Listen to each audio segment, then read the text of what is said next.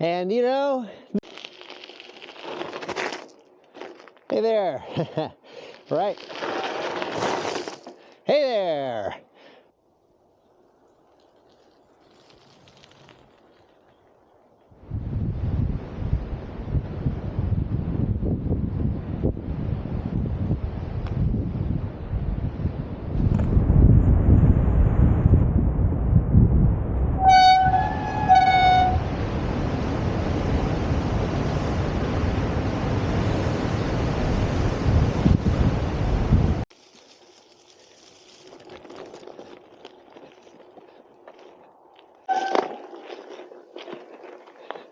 Welcome to another Two-Wheeled Wednesdays.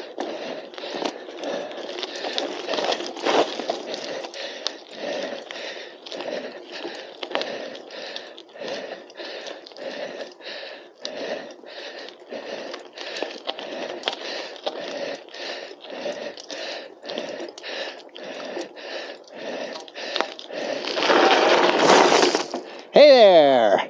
Well, this year, 2024, I participated in more than a dozen races, century rides, clinics, and other cycling events.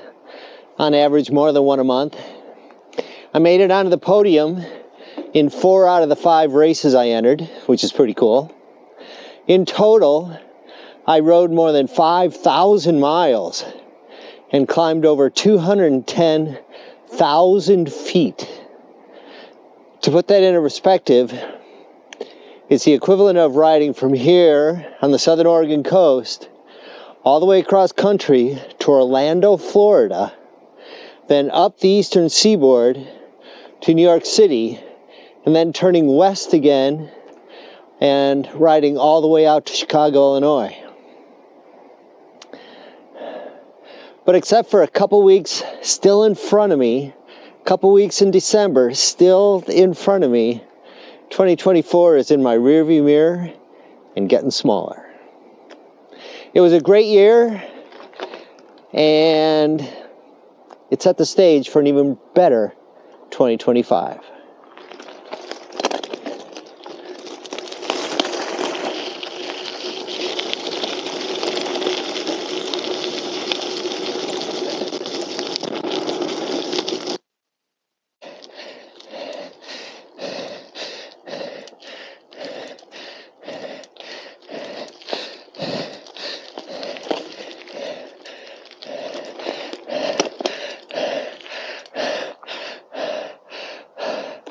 Okay, that's 2.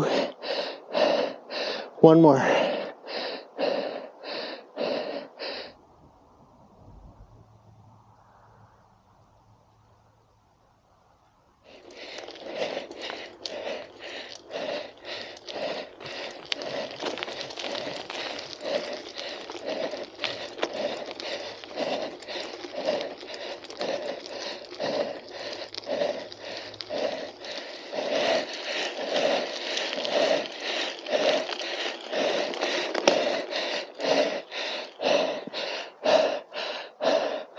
Okay, 3. Oh man, that's a steep little climb. You know, most people start their training for the new year on the new year. I started on December 1st. The way I look at it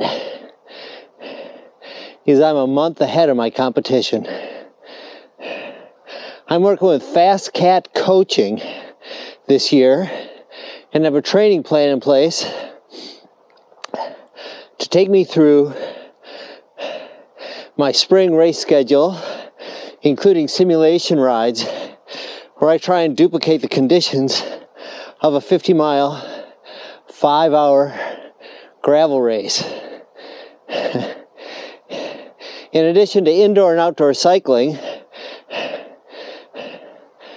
you know, doing intervals and drills like these short, steep hill sprints, I'm also mixing in, trail running. Trail run? I don't know if you can call this a trail run. Maybe like a trail trot. But it sure is beautiful. and strength training.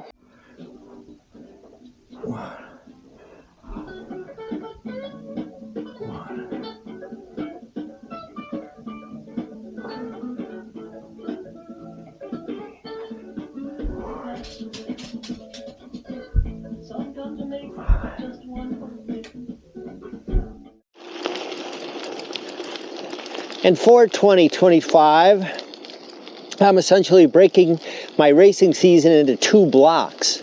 There's a group of races in the spring that I'm going to do, and then another group in late summer, early fall.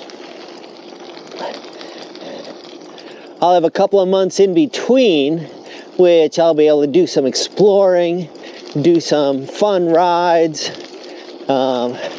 There are a couple dirty free hub routes that I want to check out.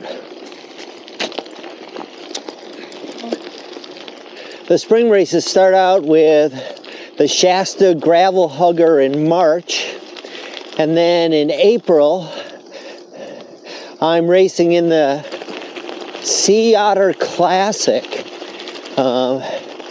It's been on my bucket list for years. It's down in Monterey, California. It's an international level race. Some of the best, fastest, strongest bicycle racers in the world are going to be there.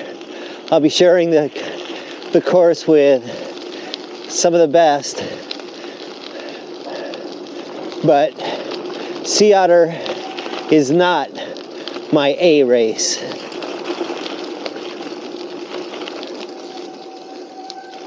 Over the first 2 weekends in May are 2 separate gravel races on the Oregon coast. The Oregon Coast Gravl Epic and the West Coast Gravel Race. They're in Waldport and Yachats. And even though they're 2 separate races, I'm going to be, and a lot of other people are going to be, treating it like a 2-day stage race. It's going to be fun. They're part of the Oregon Triple Crown Series, and those are the races that I'm training the hardest for over the spring. 2 weeks after the Waldport and Yachat races is the Oregon Gran Fondo. It'll be my 3rd year racing in the Gran Fondo. This year I'm going to do the adventure route again. Last year it was definitely an adventure.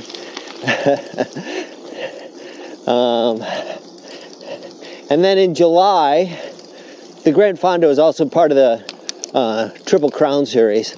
And then in July is the Takelma Gravel Grinder in Canyonville.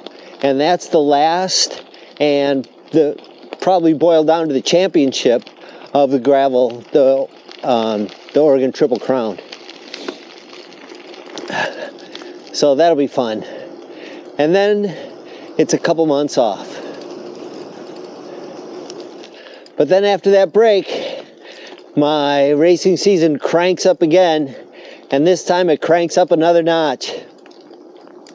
On August 23rd is the Gravl Worlds in Lincoln, Nebraska. Like the Sea Otter, this will have some of the fastest people on the planet, it's called the Worlds, on the starting line. So that'll be fun. A couple weeks after the Worlds, in northern Wisconsin, is the Chequamegon Mountain Bike Festival. They've been putting that on since I think 1983 or something like that.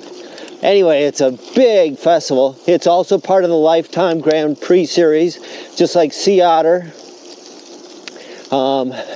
So that will have some of the fastest racers, probably the next stop from the Worlds. And then the week after Chequamegon is the USA National Championships gravel race in La Crescent, Minnesota, La Crosse, Wisconsin. That's the focus. That's my A race for the fall. And then a week after the Nationals is my 50th high school reunion. Not too far from La Crosse and La Crescent, in somewhere near my hometown, my childhood boyhood home of Powers Lake, Wisconsin. It's going to be a fun time. Okay. You know, I'm going to be in California, in Oregon, a few places in Oregon, down in the Bay Area, California, Lincoln, Nebraska, Hayward, Wisconsin, La Crescent, Minnesota. So it would be awesome to see you there. It'd be just so, I would just love it to be able to ride with you.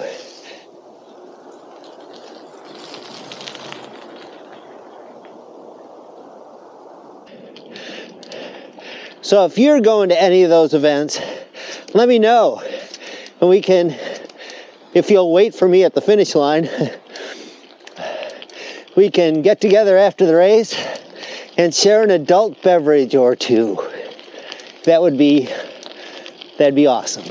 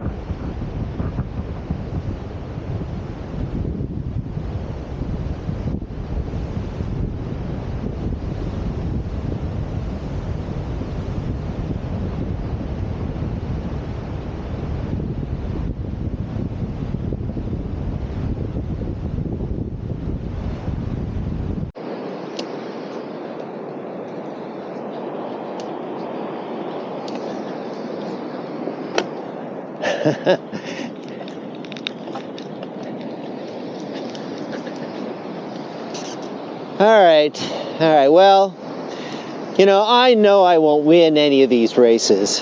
You know, I'm not the youngest, the strongest, the fastest by any means, and that's cool. I'm all right with that. But I do hope to do well in my age group. You know, my goal is to not let anybody older than me beat me. If I can be the first person 67 years old or older to cross the finish line, that's a victory as far as I'm concerned. But you know, competition isn't for everybody, and I understand that, and I totally appreciate it. But these races are more than just competitive events. The race itself is just a part of it. They're social gatherings with a little added extra spice. It's a chance to hang out with other two-wheeled wackos. All right, it's all fun. It's all good. What it really boils down to is life is twice as good on two wheels. And we'll see you in the next one.